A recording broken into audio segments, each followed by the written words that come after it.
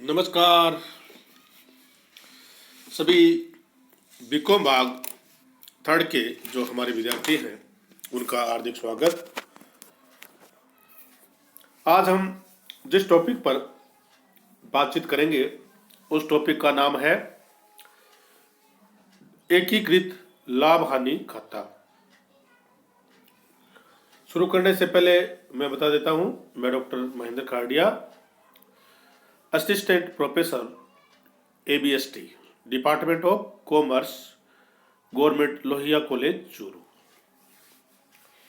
तो देखिए, हमारा जो चैप्टर चल रहा है वो है एकीकृत चिट्ठा व लाभ हानि का विवरण। हमने एकीकृत चिट्ठा किस प्रकार से तैयार करते हैं इसके बारे में जानकारी प्राप्त कर ली है, और आज हम लाभ हानि खाता किस प्रकार से तैयार करते हैं इसके बारे में चर्चा करेंगे। तो शुरू करते हैं।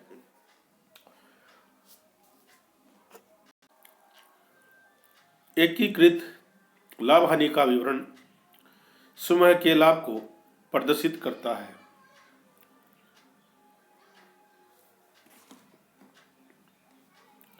जिससे अंशधारी कंपनी के लाभों के बारे में जानकारी प्राप्त कर सकते हैं।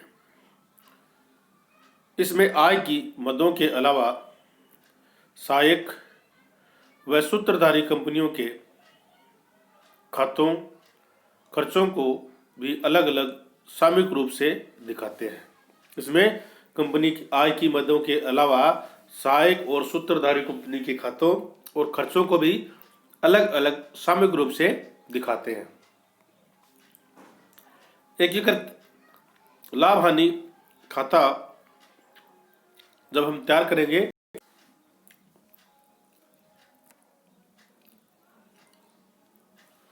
एकीकृत लाभ हानि जो खाता हम तैयार करेंगे उसमें कुछ महत्वपूर्ण समायोजन किए जाएंगे जिनको आपको ध्यान में रखना है। तो बात करें, नंबर 1 जो आपका समायोजन है वो है अंतः कंपनी क्रय विक्रय को एक दूसरे से हटा देना चाहिए।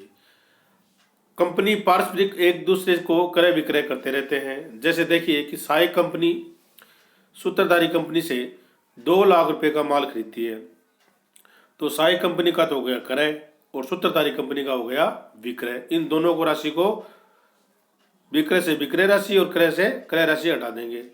सहायक कंपनी की क्रय राशि में से और सूत्रधारी कंपनी के विक्रय में से ये राशि हटा देंगे। ये इंटर ट्रांजैक्शन हो गए। नंबर 2, अंतः कंपनी खर्चों व आयों को भी एकीकृत लाभ हानि में से हटा देना चाहिए। अगर कोई खर्चे हैं, आय है, जो एकीकृत लाभ हानि खाता जब हम तैयार करेंगे, अंतः कंपनी कोई व्यवहार है तो उसको हटा देना चाहिए। और इसके साथ साथ आपका जो अंतिम स्टॉक है उसमें नए वसूल हुए लाभ सम्मिलित होता है।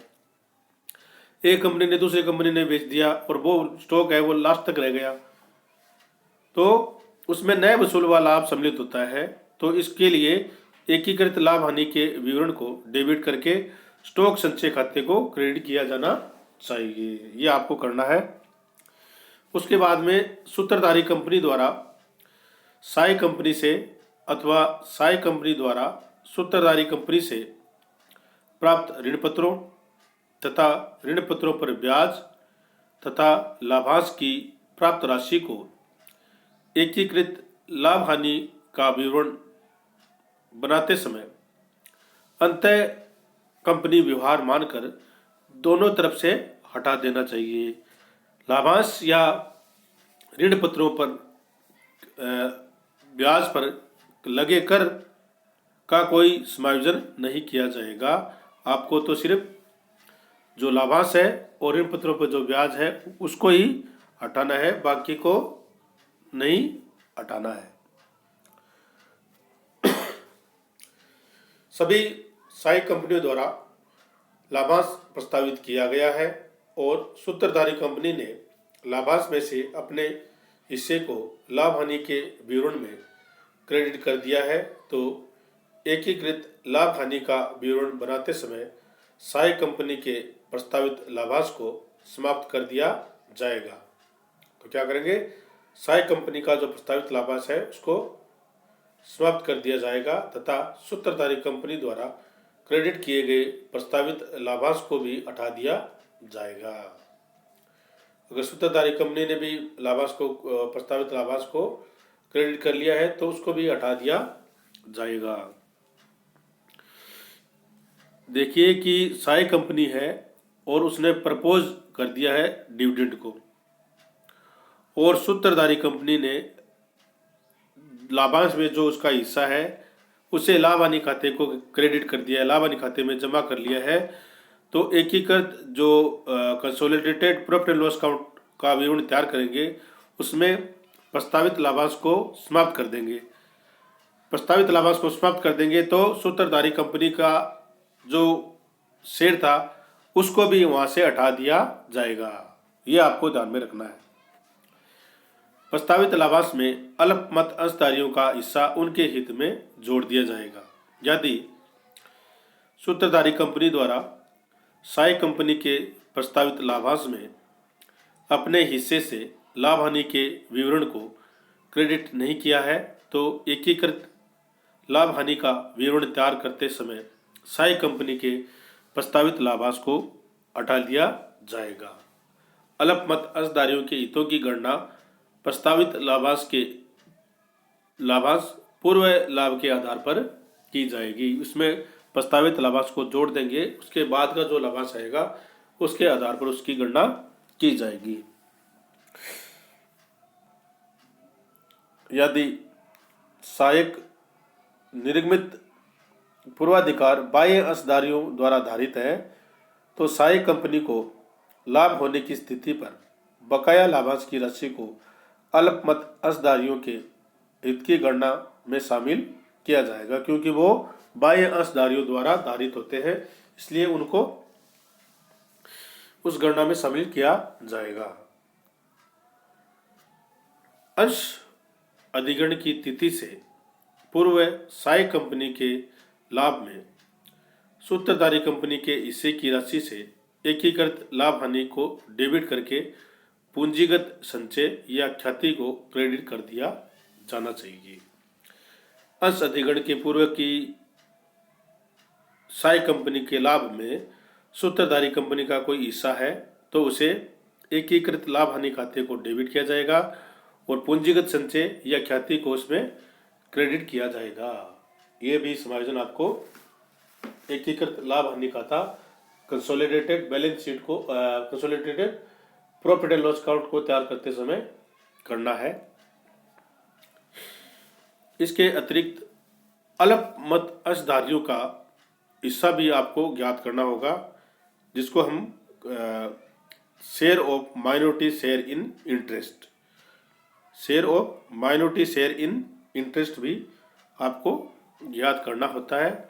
तो उसकी गणना भी आपको करनी आनी चाहिए, क्योंकि ये उसमें भी समायोजन आपको करना होगा।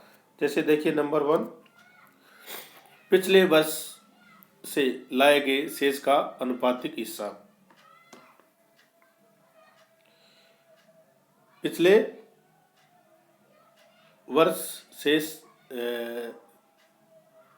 से लाए गए शेष का अनुपातिक हिस्सा, यह आपको कैलकुलेशन करना है। लाभांश अथवा संचय हस्तांतरण से पूर्व चालू वर्ष के लाभों में अनुपातिक हिस्सा। लाभांश अथवा संचय हस्तांतरण से पूर्व चालू वर्ष के लाभों में अनुपातिक हिस्सा। संपत्तियों के पुनर्मूल्यांकन के कारण मूल्य ह्रास संबंधी समायोजन। अगर संपत्तियों का पुनर्मूल्यांकन किया गया है तो इसके लिए अतिरिक्त ह्रास, जिसको एडिशनल डेप्रिसिएशन बोलते हैं, का समायोजन भी आपको करना होगा। इसके अतिरिक्त अंतः कंपनी लाभांश या अधिमान अंशों पर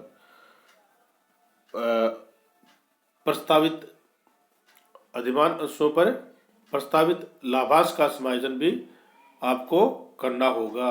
ये सब आपको कैलकुलेशन करनी होगी।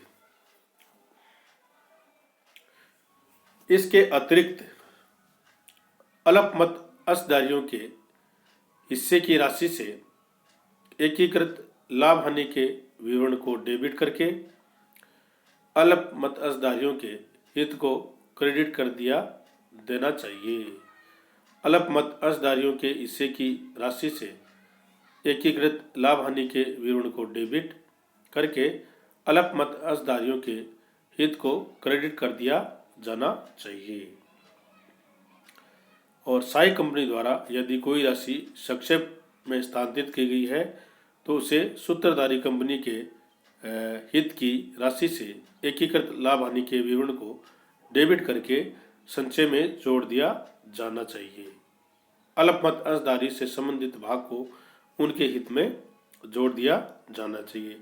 सारांश रूप से बात करें तो देखिए कि सहायक कंपनी द्वारा यदि कोई राशि संक्षेप में स्थानांतरित की गई है सूत्रधारी कंपनी को तो उसे सूत्रधारी कंपनी के हित की राशि से एकीकृत लाभ हानि खाते के विवरण को डेबिट करके संचय खाते में जोड़ दिया जाएगा।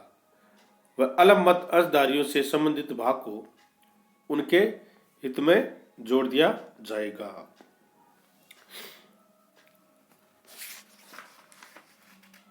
इसके अतिरिक्त अगर आप को एक उदाहरण के माध्यम से समझाएं तो देखिए, यदि नए वसूल हुआ लाभ शामिल है तो उसको हमें हटाना होगा। क्रय विक्रय से संबंधित कोई समायोजन है उसको हमें हटाना होगा। और आयों तथा व्यय से संबंधित ट्रांजैक्शन जो ट्रांसफर किए गए हैं उनको भी हमें हटाना होगा। जो एक दूसरे से संबंधित है उन सब ट्रांजैक्शन को हमें हटाकर लाभ हानि विवरण जो खाता है उसको तैयार करना होगा। और ये बहुत ही सिंपल तरीके से आप इसको तैयार कर सकते हैं, लेकिन आपको इसके जो रूल्स है उसको फॉलो करोगे तो आपको इसको तैयार करने में कोई कठिनाई आपको नहीं होगी। आप सभी विद्यार्थियों का बहुत बहुत धन्यवाद। Thank you.